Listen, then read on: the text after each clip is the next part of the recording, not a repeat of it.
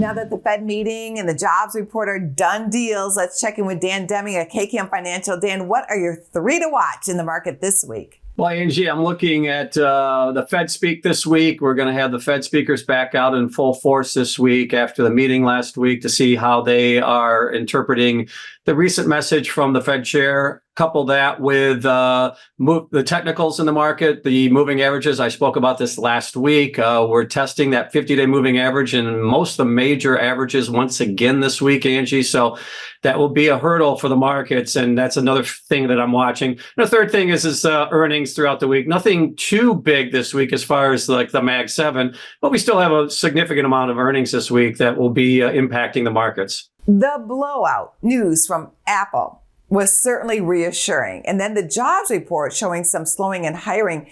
The market rallied on Friday in hopes that the Fed will move toward rate cuts, perhaps. Yeah, I mean, certainly the reaction was such that you would think that that's how the market interpreted, Angie. And, the slowing is something that is probably a welcome sign as far as, the Fed just really doesn't want to see the jobs market roll off significantly, but something under 200,000 for a few months would be probably viewed as a positive moving forward as it continues to bring the labor market back into balance.